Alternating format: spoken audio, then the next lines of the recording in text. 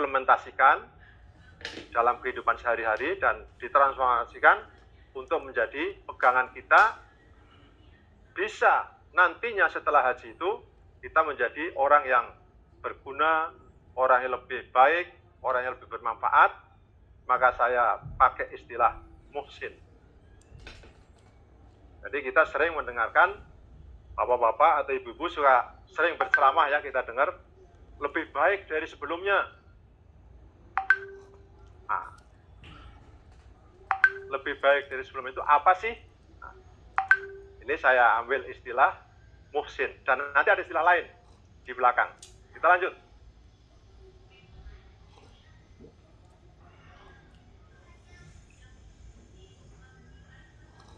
Kondisi yang ada, kondisi objektif ya.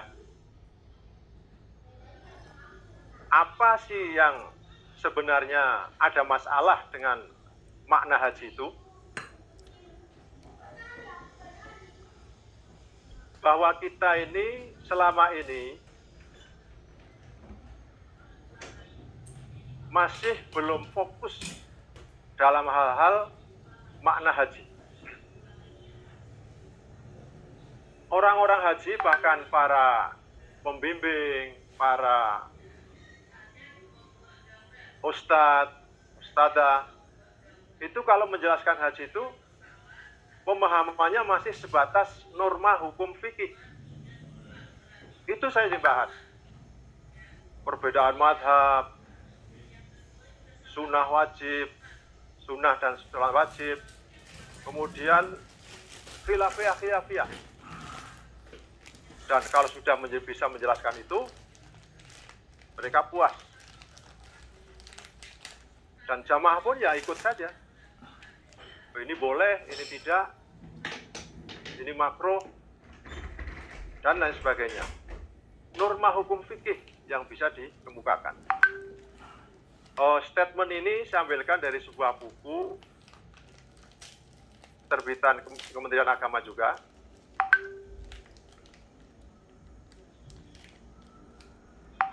Oleh Pak Slamet Trianto ini, pada waktu itu. Ada bukunya itu. Nah, sedangkan pemahaman makna haji masih sangat minim. Hikmahnya, filosofinya, spiritualnya, itu masih sangat minim. Tidak seimbang seorang ustadz menjelaskan atau memberikan bimbingan kepada jamaah haji lebih banyak pada fikih saja. Tapi makna-makna haji itu sedikit sekali yang dia bahas. Padahal makna haji itulah yang bisa membuat seseorang menjadi berkarakter muhsin atau soleh individu dan kesalehan sosial. Apa dampaknya?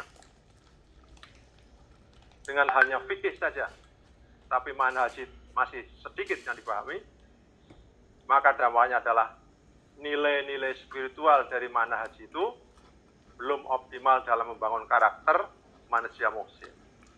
Artinya apa? Dia sudah haji, pulang, balik lagi seperti dia sebelum haji. Dulu kalau istilahnya ya, ada yang korupsi, pulang masih korupsi juga. Sebelum berangkat, dia masih, ketika itu kalau timbangannya kurang, pulang masih dilakukan juga. Nah, ini karena apa? Karena dia tidak memahami makna. Dulu sholatnya semaunya, pulang juga semaunya lagi. Inilah dampaknya karena tidak memahami makna haji itu. Lanjut.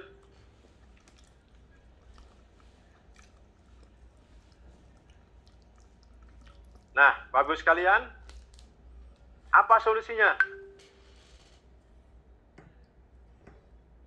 Solusinya yang pertama, menyempurnakan bekal haji lahir batin sesuai Al-Baqarah ayat 196. Saya yakin Bapak Ibu sudah paham semua, sudah hafal. Bismillahirrahmanirrahim. Atimul hajja wal umrata lillah.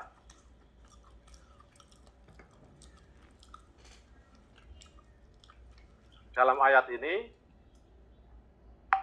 kita disuruh menyempurnakan umroh dan haji. Ayat ini oleh ahli fikih diklaim dialah yang berhak menyempurnakan. Ya, urusan fikih saja. Padahal ayat ini maknanya sangat luas sekali.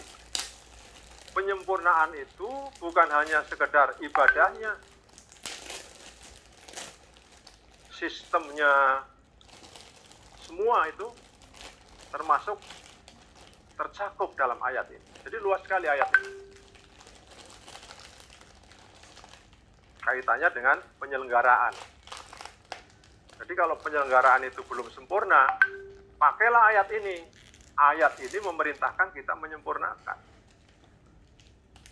Pesawatnya masih terlambat, mobilnya masih terlambat. Sempurnakan. Ayat inilah dipakai. Nah, dalam kaitan ibadah, maka seseorang menyempurnakan dengan bekal lahir dan batin. Di tafsir Al-Maraghi, Buya Hamka, kemudian Pak Quraish Shihab juga, kemudian Tabak-Tabai, itu menyebutkan bahwa kesempurnaan haji itu bukan hanya sekedar fikih saja di situ, tapi dibarengi dengan batin. Artinya spiritual tadi, makna-makna tadi. Beliau menyebutkan seperti itu. Jadi bukan hanya fikih saja, tapi dia harus paham fikih, harus paham manasik, harus paham maknanya, harus paham spiritualnya. Itulah yang dimaksudkan dengan penyempurnaan umroh dan haji. Jadi ketika mereka berangkat, ya harus lengkap. Karena kata Imam Nawawi, belajar manasik itu hukumnya wajib ain. Wajib betul. Tidak boleh main-main. Yang kedua, bimbingan manasik itu lebih ditekankan pada aspek syariat, hakikat, dan aktualisasinya. Ini begini. Sebenarnya sudah tadi tercakup juga dalam solusi yang pertama. Di dalam bimbingan manasik, coba bapak-bapak, ibu-ibu, lihat saja dalam jadwal-jadwal. Itu akan lebih banyak ditekankan pada aspek syariatnya saja. Aspek fikihnya yang banyak. Praktek, bahasan fikih. Tapi dari sisi hakikat, saya katakan hakikat di sini, yang mudah itu ya kita artikan tasawuf sajalah. Sufi, batin. Ini jarang sekali. Kemudian aktualisasinya. Tadi di depan sudah saya katakan bahwa diimplementasikan selama hidup. Jadi apa yang dia peroleh selama haji, terutama tentang hakikat atau makna, itu harus diajarkan juga aktualisasinya. Artinya apa? Setelah dia haji, dia harus melaksanakan apa-apa yang pernah dilakukan ketika dia haji. Yang paling mudah saya contohkan begini. Ketika dia haji, sholat arba'in di Madinah, rajin dia, tidak pernah telat. Kemudian di Mekah juga seperti itu. Nah, ketika dia pulang, dia harus tetap seperti itu, mempertahankan sholat awal waktu dan tidak pernah sendirian, itu selalu berjamaah. Itu contoh daripada aktualisasi. Kemudian yang paling mudah lagi adalah dalam hal sedekah. Kalau orang haji di Mekah itu mereka senang sekali sedekah. Orang sedekah dikasih 1 real, 1 real, 1 real. Tapi kalau di Indonesia sebelum dia haji, ngasih orang minta-minta paling-paling 500 atau 1000, paling tinggi dengan 2000-an. Kalau 1 real kan 5000. Nah inilah aktualisasi itu ketika dia pulang, ya dia jangan lagi sedekah itu hanya 1 real, 1.000. Tapi 1 real itu 5.000 itu minimal. Itulah kira-kira aktualisasi. Dan lain-lain nanti banyak, masih banyak. Itu contoh yang paling mudah. Kemudian solusi yang ketiga, Bapak-Bapak Ibu sekalian, mengkompilasi hikmah dan filosofi atau manhaji dengan sumber utama Al-Quran dan hadis.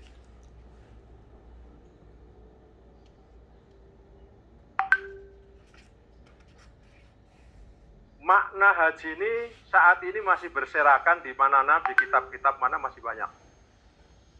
Belum ada satu tulisan yang betul-betul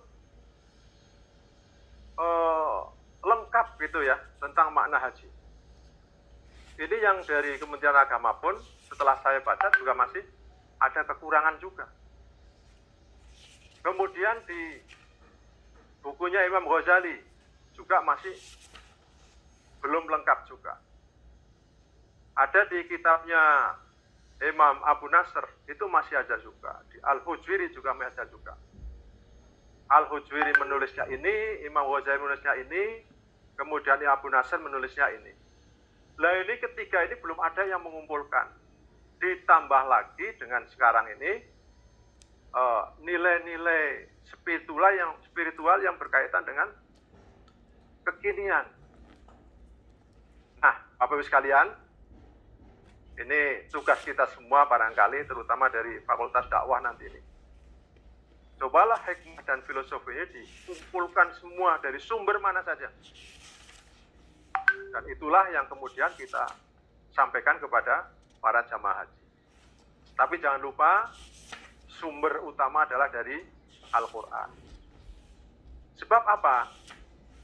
Di dalam bahasan haji, pembahasan haji, Al-Quran itu kalau berkaitan dengan hal-hal fikih, itu selalu dikaitkan dengan spiritual. Contoh sajalah, wa atimmul hajja wal umrata lillah. Ini ada yang mengartikan atimul hajja wal umrata itu adalah fikihnya. Lillahnya ini tidak dibahas.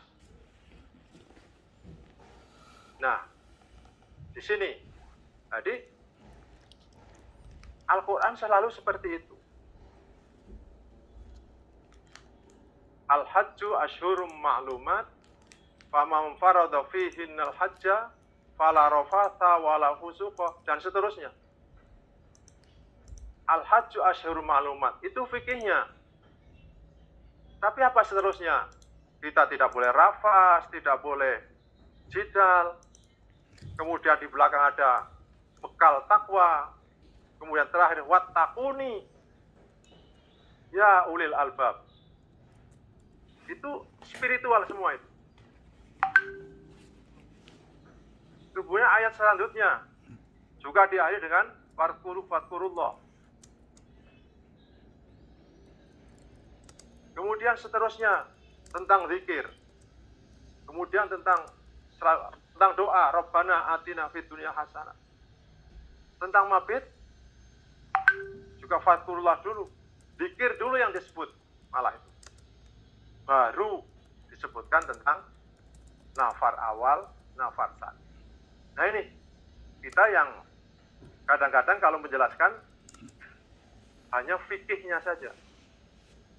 Mudah-mudahan Bapak-bapak, Ibu-ibu sekalian, dengan pertemuan hari ini, selanjutnya Bapak-bapak, Ibu-ibu nanti kalau menjelaskan fikih, jangan lupa menjelaskan tentang hikmah dan filosofinya.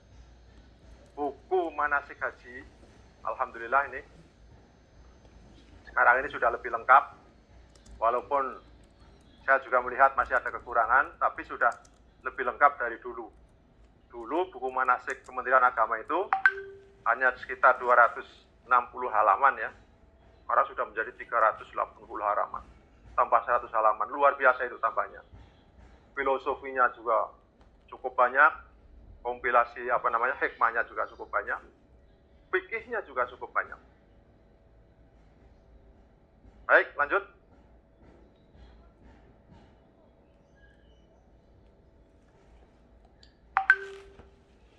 Mohon maaf, saya minum dulu.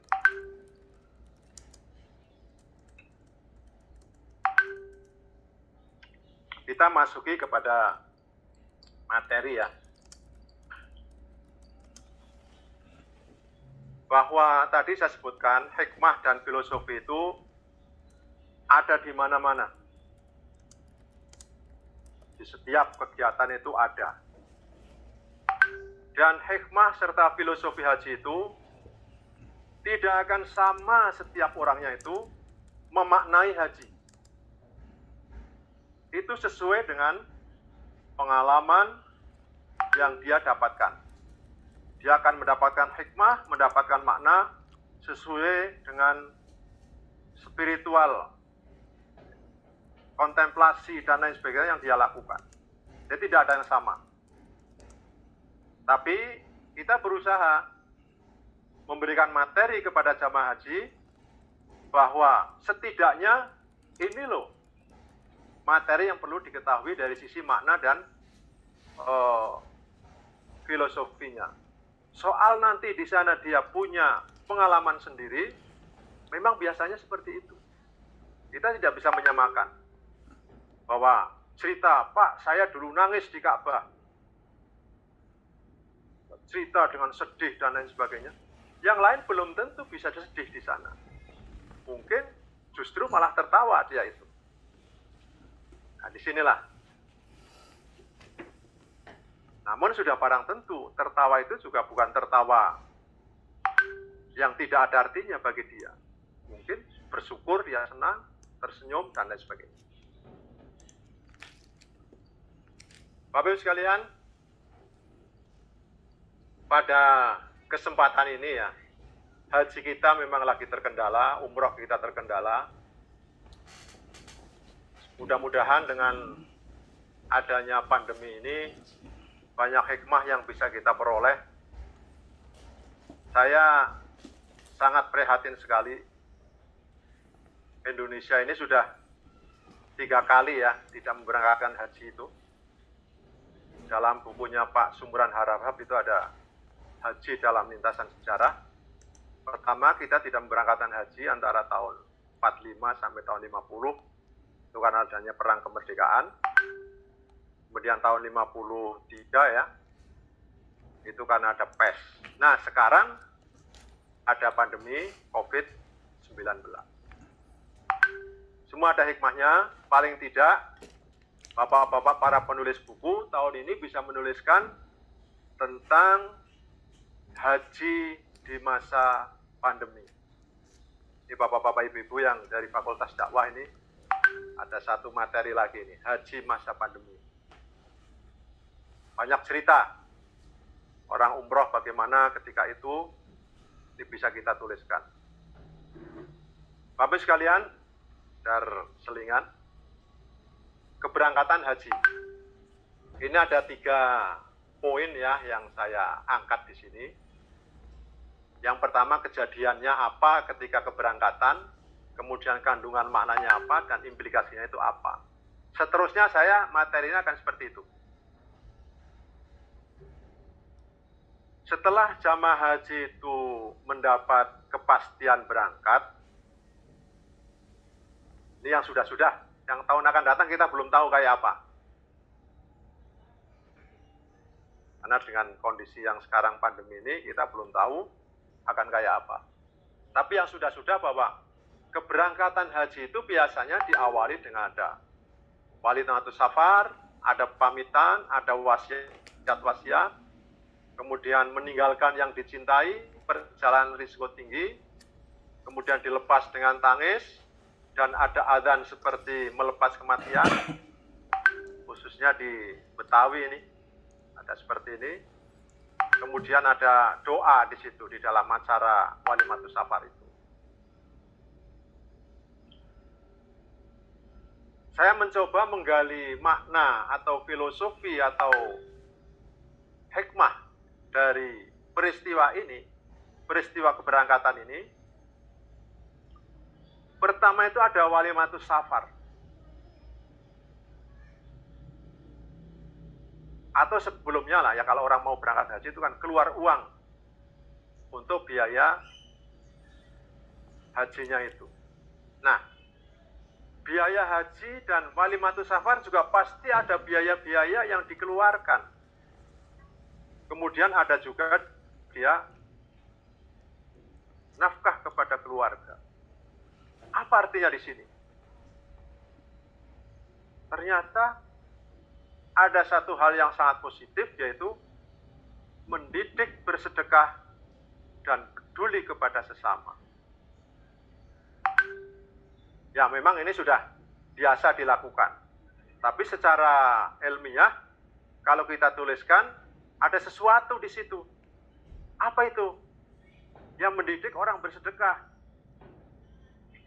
Tetangga-tetangga saya, walaupun dia tidak pernah selamatan tadinya, ketika dia akan berhaji, dia ngadakan selamatan. Dia bersedekah.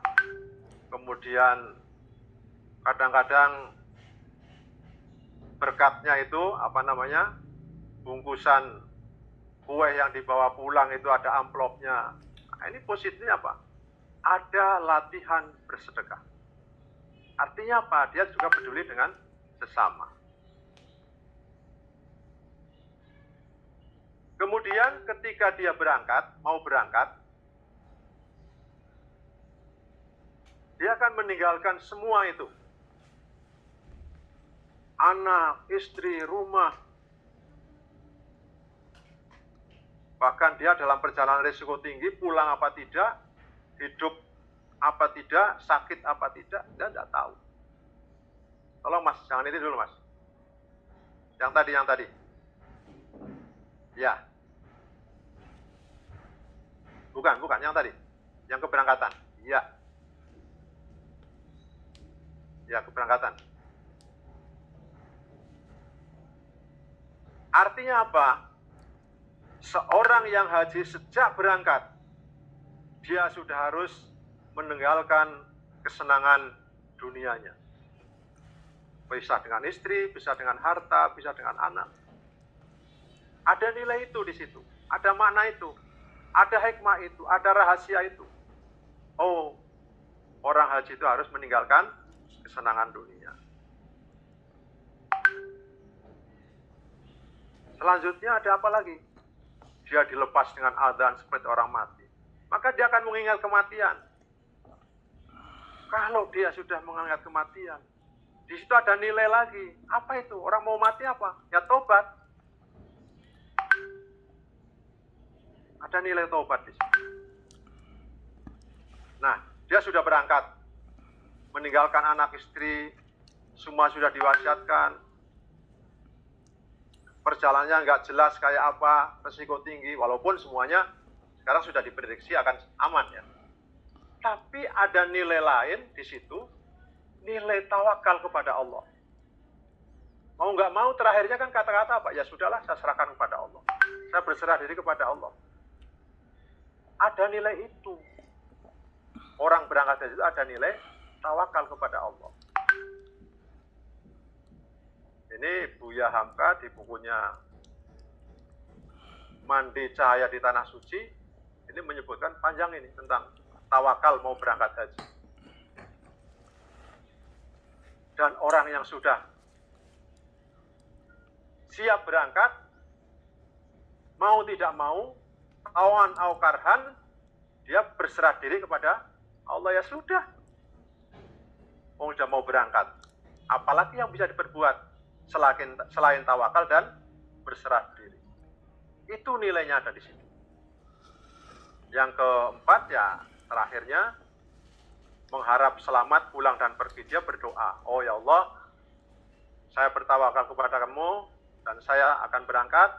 Mudah-mudahan keberangkatan saya ini sehat, selamat dan bisa kembali lagi ke tanah air, bertemu keluarga.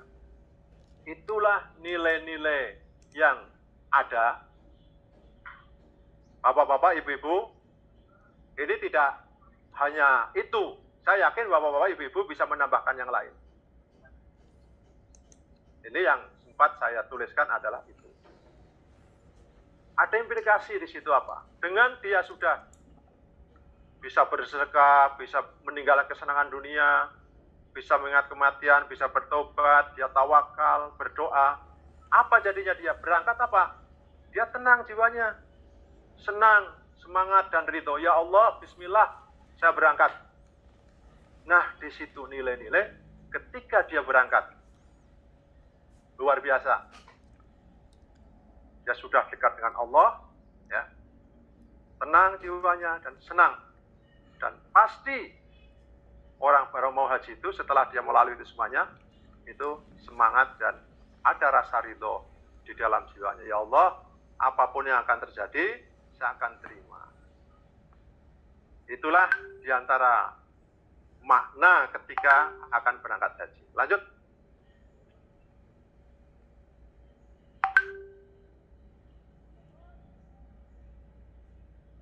Jadi kalau ini dijelaskan semuanya, barangkali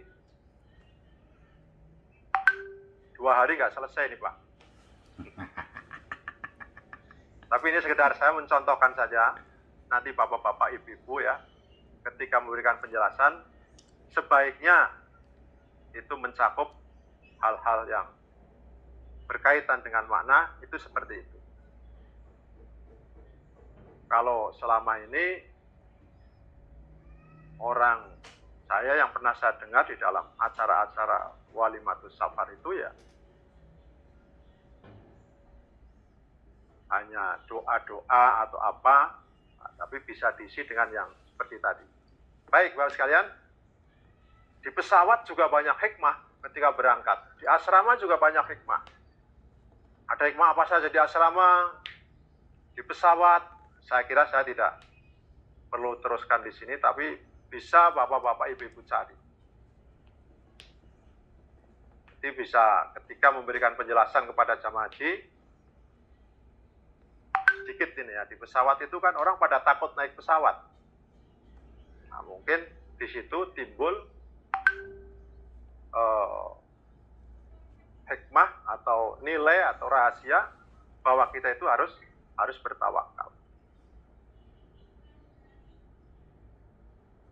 Jadi nilai itu sebenarnya dikaitkan dengan kejadian yang ada pada saat itu apa gitu.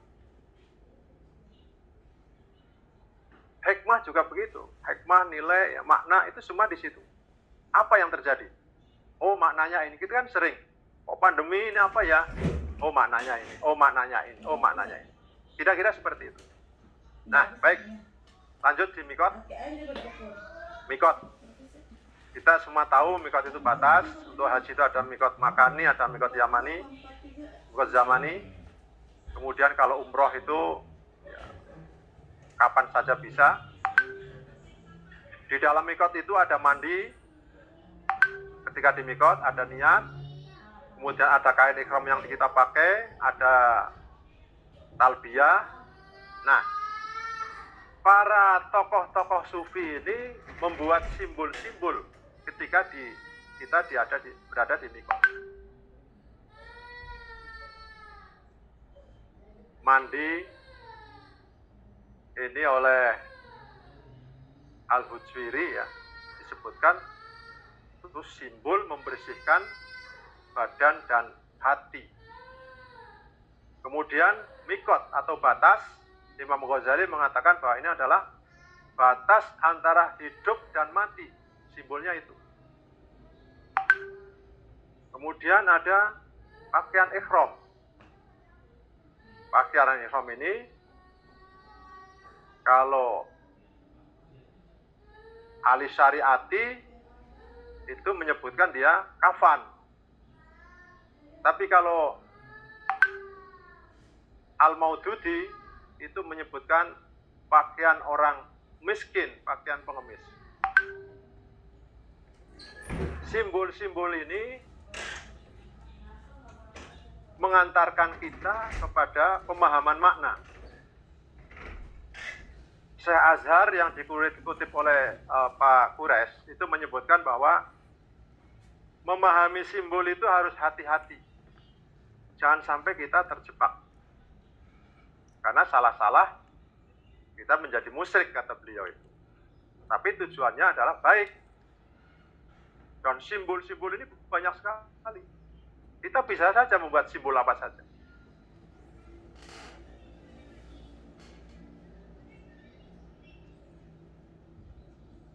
Mau membuat contoh yang kayak apa tentang simbol-simbol itu boleh-boleh saja, tidak ada larangan. Cuman itu sudah didahului oleh para tokoh-tokoh sufi itu. Jadi akhirnya ya kita berkiblatnya ke sana. Padahal kita mau membuat yang baru pun juga boleh, tidak ada halangan. Tapi harus hati-hati ketika kita membuat simbol-simbol itu, harus betul-betul jangan sampai salah dipahami oleh para jamaah haji.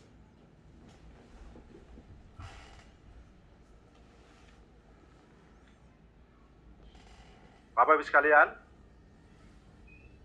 masuk ke dalam kandungan makna.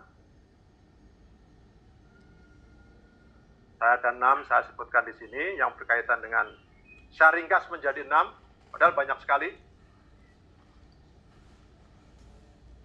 Mikot ini ada satu makna ya, bahwa kita itu mematuhi perintah Allah dan mengagungkannya.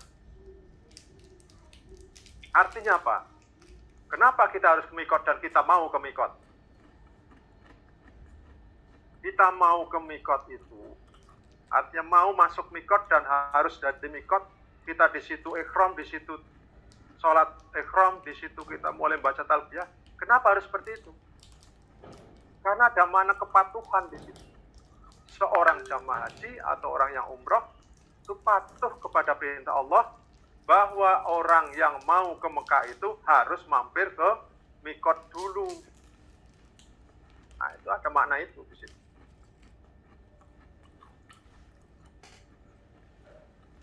Dan mengagungkan Allah. Jelas. Kita mematuhi perintah dan mengagungkan. Nah, kenapa harus mematuhi perintah? Karena jika tidak mematuhi perintah itu, masih ada alternatif. Kita tidak masuk mikot, kemudian kita pakai ikhram saja, di mana saja sampai ke Mekah. Tapi ada satu yang perlu kita ingat, bahwa dia salah itu. Tidak mematuhi perintah Allah. Kemudian dia membayar dam. Nah, disitulah tebusan untuk menjadi mematuhi perintah Allah lagi, dia membayar dam. Ingat, jelaskan juga. Kalau saya membayar dam ya, kita dosa dan kita rugi. Rugi uang, rugi, kita berdosa, rugi pahala.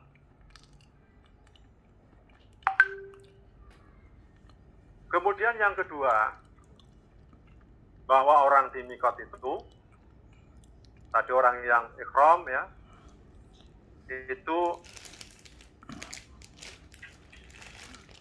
orang yang sedang meninggalkan kepentingan duniawi. Itu ada makna itu. Tadi di sana waktu berangkat sudah. Dan sekarang ditambahkan lagi. Bahwa ketika di mikot ada satu makna seseorang meninggalkan kepentingan duniawi.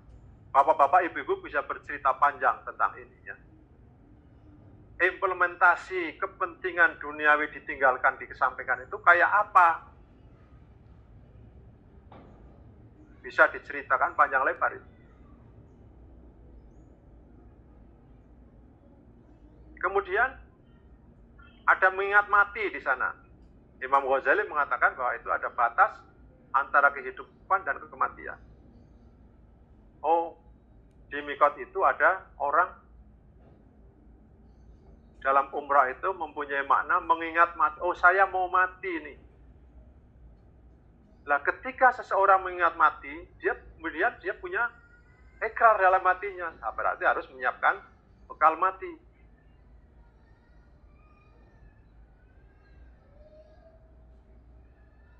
Kemudian di mikot kita mandi. Mikot kita mandi, tadi ada simbol mandi dari Al-Hujwiri bahwa membersihkan badan dan hati, tapi juga bukan hanya itu, dilanjutkan dengan bertaubat. Jadi mensucikan jiwa di sini, ketika orang di mikot itu ada makna dia membersihkan jiwa. Kemudian dia tambah dengan taubat di situ, karena menurut para ahli sufi, taubat itu adalah pokok dari semua kegiatan sufi untuk bisa sampai kepada tingkat selanjutnya. Pertamanya adalah bertaubat. Nah, di mikot juga ada mengekang hawa nafsu. Di situ kita lihat macam-macam ya. Kita harus mengekang hawa nafsu. Mengekang keinginan kita karena kita sudah ihram. Kita sudah mandi, sudah tobat, kita harus kekang hawa nafsu. Kemudian ada mana mengekang riya, meninggalkan riya, sum'ah, ego. Bapak Ibu sekalian, Rasulullah ini ketika selesai umroh dan berangkat itu kan berdoa, ya Allah, janganlah jadikan hajiku ini haji untuk riya dan sum'ah. Itu ada doanya di buku manasik juga sudah ada. Jadi ada makna itu di mikot itu. Tanggalkan semua ego, sum'ah. Ingin cari populer, ingin cari apa segala macam. Makanya di sini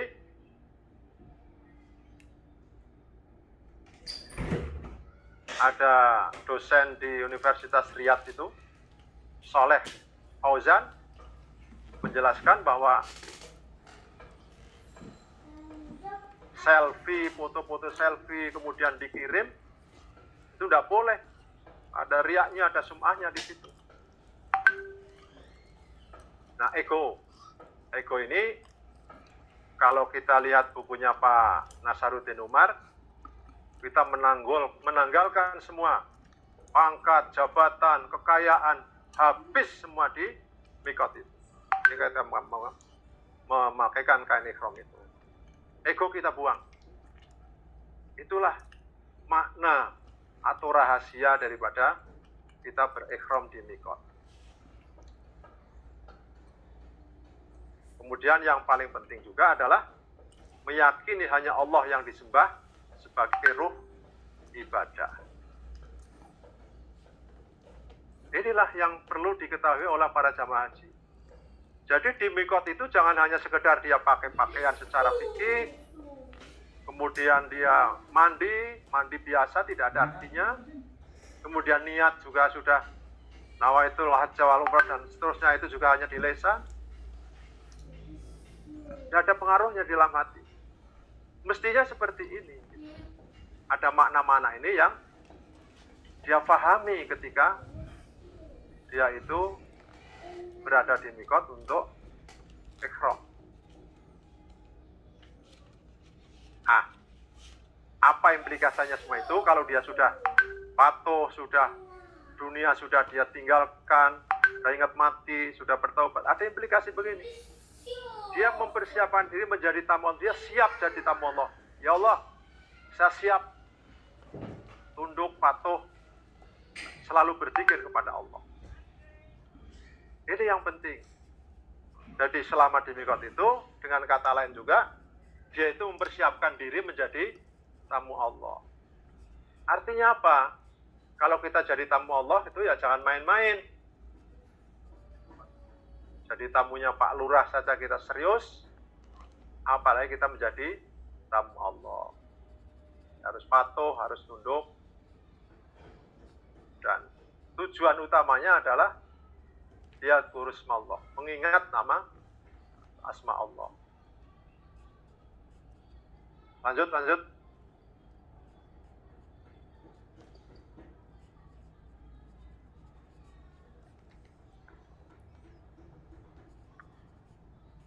Bapak Ibu sekalian,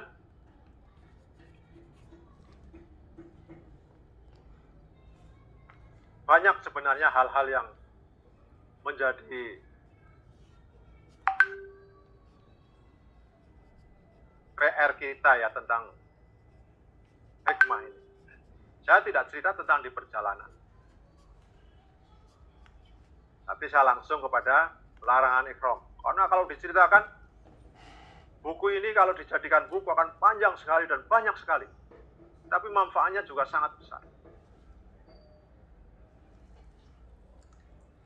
Bapak-bapak, ibu-ibu, para peserta sertifikasi, sekiranya sempat menuliskan ini, apalagi yang kebetulan masih berasal di Saudi, ada kesempatan, silakan ditulis ini. Dan ditambah menjadi semakin lengkap. Karena saya lihat tulisan-tulisan tentang manasik ihram, manasik umroh, ya, terutama manasik umroh itu hanya sekedar cara umrohnya saja. Tapi tidak ada hal-hal yang berkaitan dengan makna itu sendiri. Ini berkali-kali saya katakan seperti itu, saya memang berkali-kali mengucapkan di mana-mana, spiritual, hikmah, filosofi, jangan dilupakan. Karena hanya dengan itulah kita akan bisa mendapatkan nilai atau makna haji yang sebenarnya.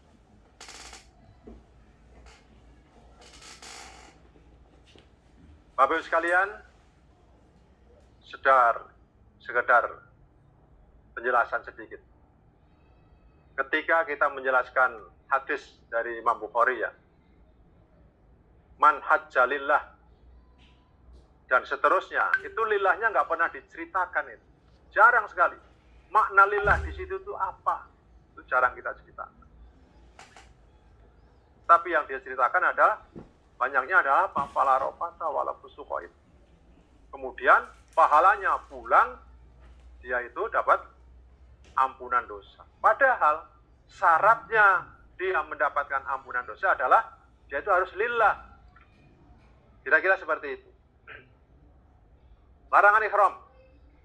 Orang ihram itu dilarang cukur, dilarang potong kuku, memakai wangi-wangian, nggak boleh akad nikah, nggak boleh berburu, nggak boleh menebang pohon, nggak boleh bersetubuh, nggak boleh pria boleh pakaian berjahit, perempuan tidak boleh menutup wajah, dan tidak boleh berkaos tangan. Kalau berburu dan menebang pohon, saya kira ini sudah berburu terutama ya. Kita tidak mungkin lagi untuk kita berburu di sana. Tapi hukum masih tetap ada. Karena kondisi alam ini kan kita tidak tahu lagi. Setelah ini apa masih akan kembali ke zaman nol lagi atau tidak, atau terus maju, kita juga tidak tahu. Maka hukum ini tetap berburu tidak boleh, tetap ada. Walaupun para penulis fikih kontemporer berburu ini tidak dibahas, termasuk menebang pohon. Ada apa di dalam larangan ihram itu? Kok semua dilarang? Ada rahasia di situ. Pertama, mematuhi perintah Allah dan menghindari larangannya. Itu intinya di situ ada. Kemudian ada menahan hawa nafsu, menghindari dosa dari perbuatan rafat, fasik, dan jidal, tidak boleh maksiat. Nah, yang terpenting di dalam haji ini, larangan ihram ini, ada menjaga kedamaian. Tidak boleh berperang, kemudian dia itu tidak menebang pohon dan lain sebagainya, itu tidak, pokoknya damai ya. Menjaga lingkungan, tidak boleh menebang pohon dan berburu, itu yang tidak boleh. Ada makna itu ketika berihram itu. Kita harus baik dengan sesama, baik dengan lingkungan, kemudian baik dengan hewan-hewan yang ada, jangan kita ganggu. Manusia juga ada kita ganggu. Itulah kedamaian. yang diciptakan oleh Yang Maha. Makna itu. Kemudian di dalam ihram itu ada juga menghindari kelezatan duniawi. Kalau Imam Ghazali mengatakan bahwa haji itu tidak ada tujuan lain kecuali akhirat. Itu saleh individu di situ. Tujuannya akhirat. Makanya ya selalu ditekankan kepada mengendalikan hawa nafsu, termasuk kelezatan duniawi, menghindari kelezatan duniawi dan menghindari riya, sombong. Kayaknya sama ini, riya sama sombong. Nah, orang ihram itu ada makna juga merendahkan diri di hadapan Allah dan menghindari pujian manusia. Nah, sekarang yang banyak jadi itu ya tadi selfie dia kirim. Dia senang dipuji, senang terkenal. Padahal makna ihram itu tidak seperti itu. Makna ihram itu adalah rendah di hadapan Allah dan manusia juga rendah di situ. Tawadhu. Tidak menginginkan pujian. Sejak awal haji itu ya seperti itu. Rasulullah ya, berdoa untuk tidak riya dan tidak sum'ah.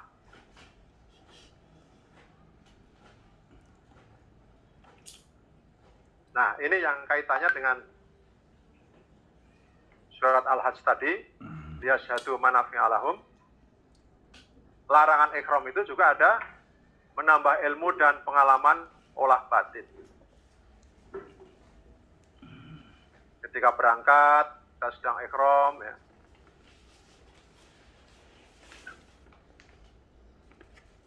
Kita belajar riyadhah,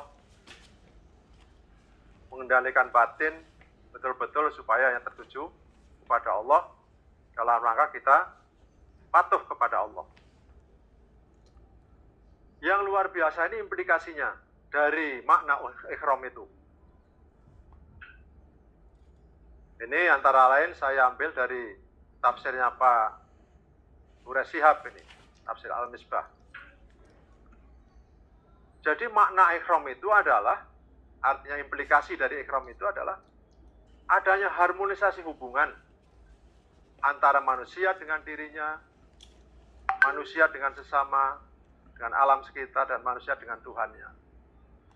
Itu implikasi dari makna ihram itu. Jadi ada hubungan baik antara seseorang itu dengan dirinya sendiri, baik dengan sesama manusia, aman, tentrem, sekitar, lingkungan sekitar juga aman, tidak ada yang ganggu, apalagi dengan Tuhan, patuh dan menghindari larangan. Itu kira-kira makna dari larangan ihram. Masih banyak, kalau kita gali itu masih banyak. Saya hanya memancing bapak-bapak ibu saja, dan saya yakin juga sudah punya ya, sudah ada, semua sudah ada. Saya mengingatkan kembali.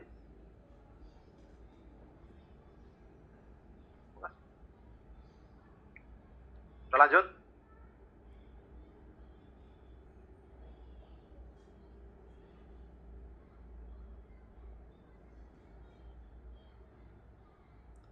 Ya. Talbiyah.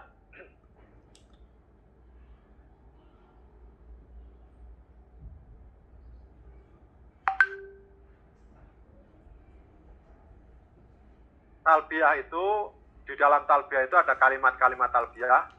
Ada bermacam-macam.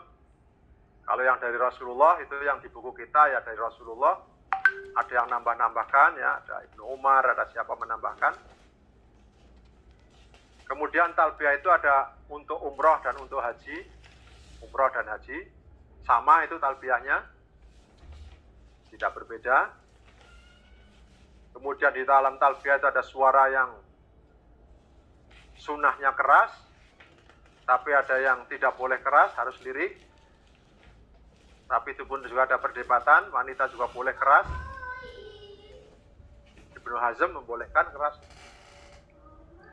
Kemudian di dalam talbiyah, kalau membaca talbiyah ada lelah, ada bosan, ada yang orang hatinya bergetar membaca talbiyah, ada yang menangis, ada yang biasa-biasa saja. Nah, ada juga simbol di situ. Imam Ghazali itu membuat simbol talbiyah itu seolah-olah kita membayangkan ketika ditiupnya trompet kita dibangunkan dari alam kubur.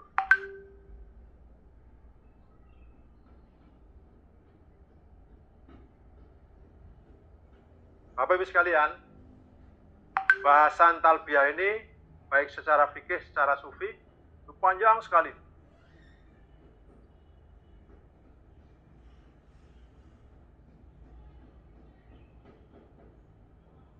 Berlembar-lembar membahas tentang talbiyah, baik dari sisi fikihnya maupun sisi spiritualnya. Saya mencoba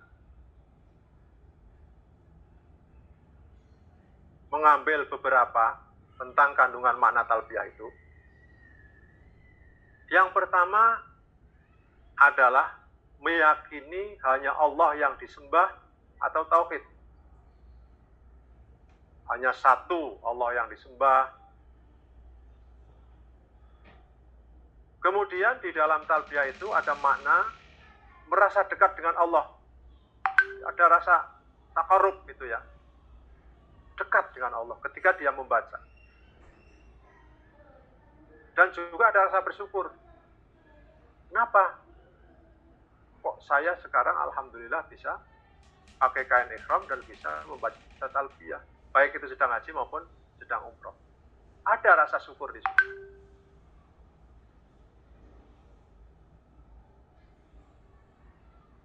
Kemudian orang membaca talbiyah itu selalu tergerak bahwa dia itu ingin selalu mengingat Allah. Dengan 2 poin di atas tadi itu, ada dia. Kalau gitu, saya harus mengingat Allah terus ini. Kan saya sudah dekat. Saya sudah yakin bahwa Allah itu satu. Yang melindungi, yang memberi makan, yang menghidupkan. Yakin. Kemudian, dia akan selalu mengagungkan Allah. Ketika membaca talbiyah merasa kecil. Kecil sekali merasa di hadapannya. Bukan apa-apa saya ini ketika orang membaca talbiyah. Nah, ini ada satu hal yang positif sekali bahwa ketika orang membaca talbiyah itu, dia itu ada keinginan untuk menghindari perbuatan dosa dan juga perbuatan maksiat.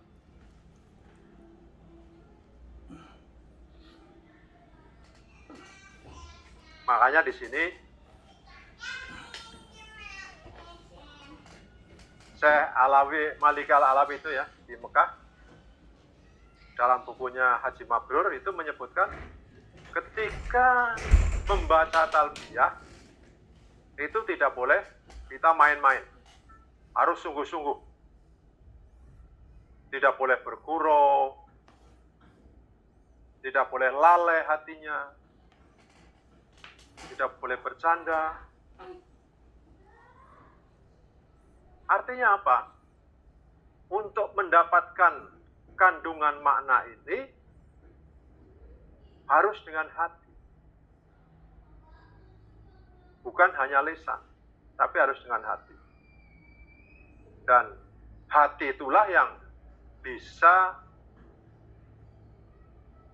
mengambil manfaat daripada makna-makna itu. Tanpa itu, tidak bisa. Kita baca talbiyah lisan saja.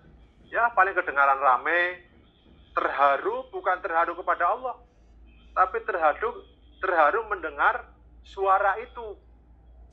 Ini beda. Jadi inilah, tekankan betul bahwa membaca talbiyah itu ya harus dengan hati, tidak boleh main-main. Bahkan dalam satu tulisannya Imam Nawawi itu mengatakan orang yang bertanya atau beri salam kepada orang yang sedang talbiyah itu dimakruhkan, termasuk menjawabnya itu. Harus hati-hati betul. Nah, Bapak Ibu sekalian, di dalam talbiyah itu ada doa kan di sana ya. Setelah talbiyah, baca selawat, ada doa. Jadi ada doa juga di dalam talbiyah. Doa itu apa? Selamat di dunia dan di akhirat. Rasulullah membaca seperti itu. Dalam riwayat yang dikeluarkan oleh Imam Syafi'i, bahwa Rasulullah itu membaca selawat dan membaca doa. Juga dalam hadis Imam Daruqutni itu ada juga itu.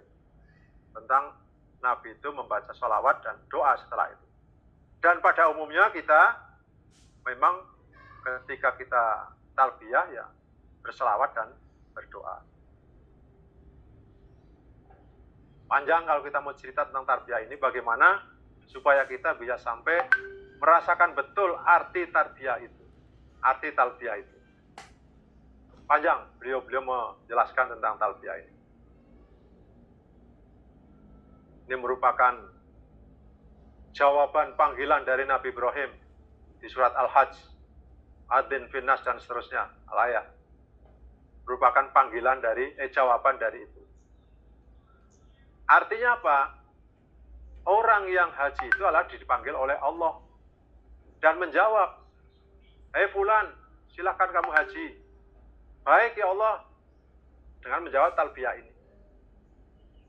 Karena menjadi tamu Allah, ya jangan main-mainlah. Yang sungguh-sungguh, ambillah makna-maknanya di dalam talbiyah ini. Sehingga kalian itu bisa betul-betul dekat dengan Allah. Dan betul-betul talbiyah itu menjadi ada nilainya bagi kita semuanya ketika kita membaca talbiyah.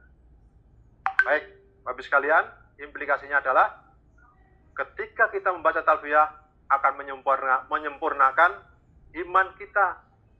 Kan kita yakin hanya Allah yang disembah ya. Tertutup apa ini Mas? Ada tutupnya nih.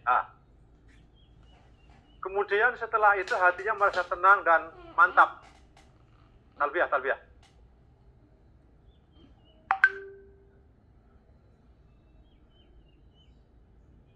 Ya baru sampai sini. Merasa tenang dan mantap. Kemudian menambah kerinduan kepada Allah.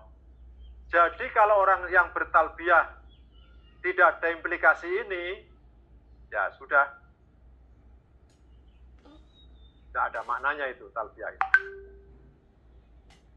Seharusnya ini yang kita cari itu ini. Jadi ini juga introspeksi juga buat kita ini. Selama ini kita membaca talbiyah begini atau tidak gitu. Atau yakin saya juga pada lebih daripada itu.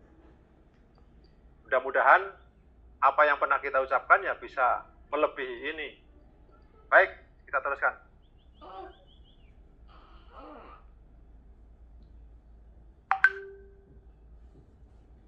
Sampai jam berapa, Pak? 12 ya?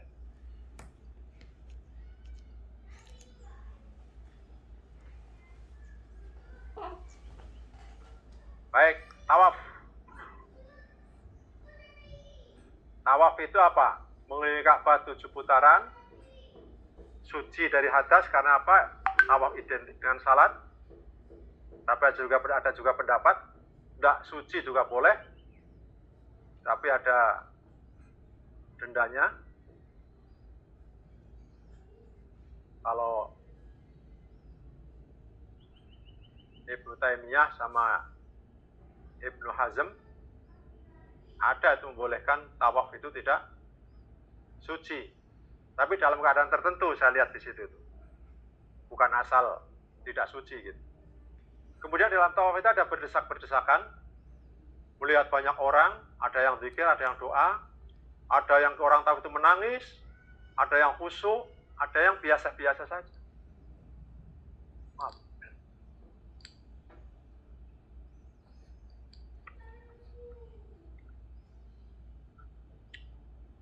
Tawaf itu ada banyak simbolnya itu, pakai simbol.